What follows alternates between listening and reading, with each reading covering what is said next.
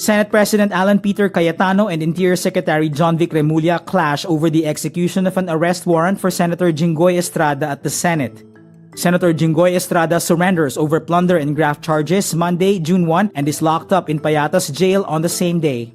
Vietnamese President To Lam cancels his visit to the Senate as well as his scheduled meeting with Senate President Alan Cayetano. China's Coast Guard conducts so-called law enforcement patrols in Taiwan's eastern waters as a response to Japan and the Philippines' maritime border delimitation talks. And the National Capital Region defends its overall crown in the 2026 Palarong Pambansa with 91 golds and a total of 233 medals.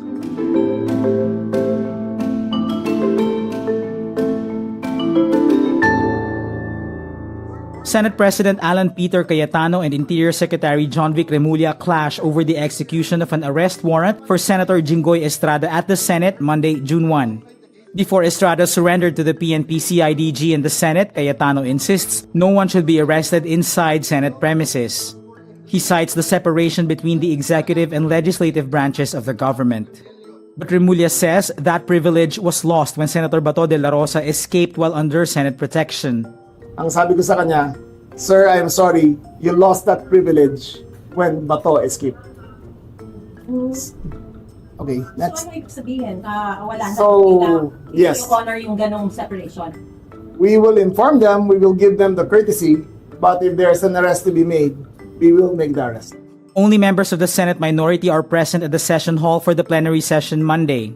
Before going to Camp Crame for his surrender, Senator Jinggoy Estrada is accompanied by Cayetano and Majority Senators Amy Marcos, Rodante Marcoleta, and Camille Villar.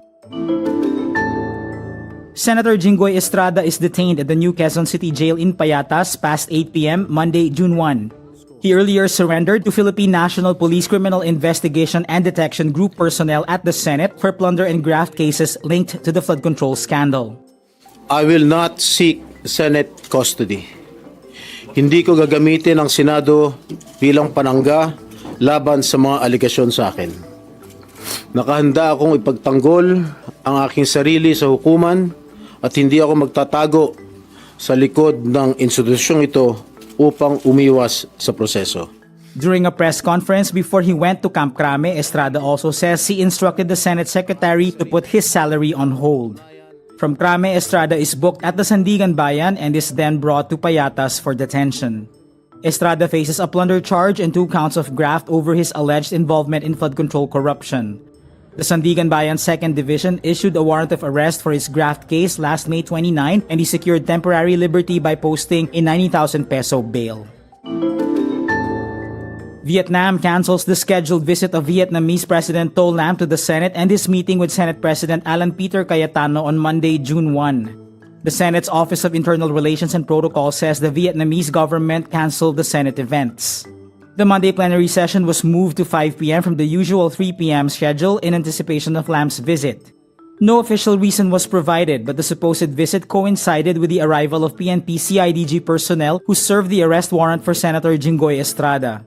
Lam arrived in Manila on Sunday, May 31 for a state visit. He was in Malacanang early Monday for a bilateral meeting with President Ferdinand Marcos Jr. and a state luncheon in honor of the Vietnamese leader. Lam's visit marks the 50th year of Vietnam's diplomatic relations with the Philippines and is expected to advance trade, security, and maritime cooperation between the two countries. China's Coast Guard conducts law enforcement patrols in Taiwan's eastern waters. This is seen as a response to Japan and the Philippines' plans for maritime border delimitation talks which overlap with areas China claims. The two countries said last week they would begin these formal talks in accordance with international law. But China's foreign ministry said Friday, May 29, the area covers waters east of Taiwan, which Beijing views as its territory. China's Coast Guard says a flotilla had carried out the patrol in accordance with the law to the east of Taiwan, though it did not specify where exactly. It says, "We urge Japan and the Philippines to immediately cease all illegal actions that infringe upon China's sovereign rights and interests." Philippine and Japanese embassies in Beijing have not responded to requests for comment.